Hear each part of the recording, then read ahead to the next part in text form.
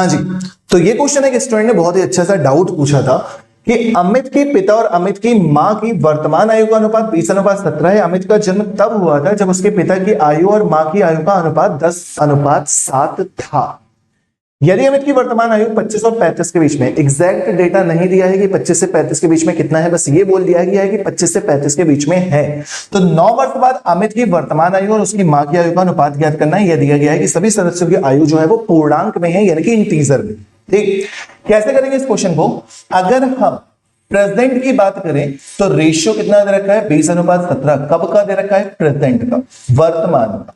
ठीक है, उसके बाद सेकंड केस में जब उसके पिता की आयु और मां की आयु का अनुपात 10:7 था जब वो पैदा हुआ था। ठीक, तो रेशियो कितना दिया है? 10:7। ठीक, अब एज के क्वेश्चन में आपको ये कॉन्सेप्ट याद रखना होता है कि जो रेशियो का डिफरेंस होता है ना, वो हमेशा सेम होता है। क्यों सेम होता है? सेम होने का रीजन ये होता है कि यार अगर ये बताओ कि मेरी एज और मेरे भाई की एज में अगर कुछ अनुपात है तो मैं भी अगर 10 साल बाद रेशियो निकालूंगा तो 10 साल मैं भी बड़ा होगा और मेरा भाई भी बड़ा होगा, तो दोनों ही 10-10 साल बड़े होंगे ना। तो जो डिफरेंस होता है रेशियो का वो सेम होना चाहिए। अगर क्वेश्चन में गिवन है बहुत अच्छी बात है, नहीं गिवन है तो सेम नंबर से मल्टीप्लाई करके आपको रेशियो को सेम करना होता है। ठीक, तो यहां पे आपने देखा रेशियो कितना है? 10। यहां पे आपने देखा रेशियो कितना है? 10। तो अंतर कितने का आ रहा है? 10 का। अंतर कितने का आ रहा है? 10 वर्ष का, यानी कि 10 इयर्स का। ठीक, तो इस अकॉर्डिंग हम ये कह सकते हैं कि ये जो अमित भाई साहब हैं वो 10 साल के हैं।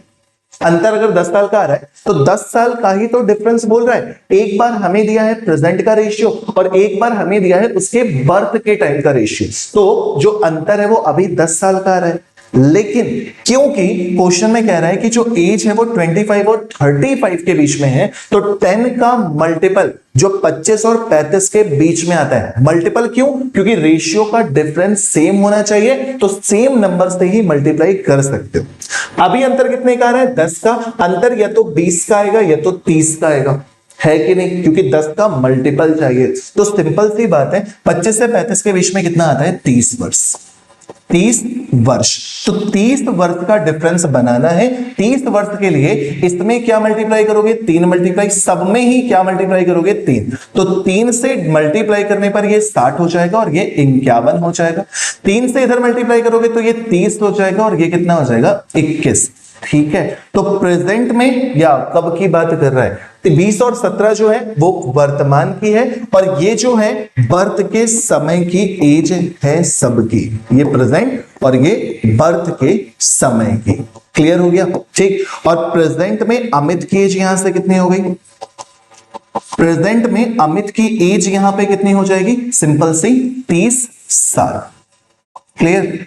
प्रेजेंट में पापा जी कितने के हैं? 60 के। मम्मी जी कितनी है? 51 की। क्वेश्चन में पूछ क्या रहा है? हिंदी का ये स्टेटमेंट थोड़ा सा कंफ्यूज करने वाला है। हिंदी का स्टेटमेंट अगर पढ़ोगे तो 9 वर्ष बाद अमित की वर्तमान आयु, अमित की वर्तमान आयु की बात कर रहा है और यहां पे कह रहा है 9 वर्ष बाद, तो अमित की वर्तमान आयु और उसकी मां की आयु का अनुपात ज्ञात करना है। तो ये थोड़ा सा कंफ्यूजिंग है। एक बार इंग्लिश पढ़ लो, क्या लिखा हुआ है? यहां तक हो गया? फाइंड द, यहां से find the ratio of the Amit's present age. Amit's present age कितनी है? 30 साल। Amit's present age and his mother's age after 9 years.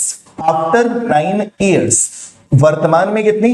59 plus 9 add करेंगे कितनी हो जाएगी? 60। रेशियो कितना हो जाएगा? 30:60 मींस 1:2।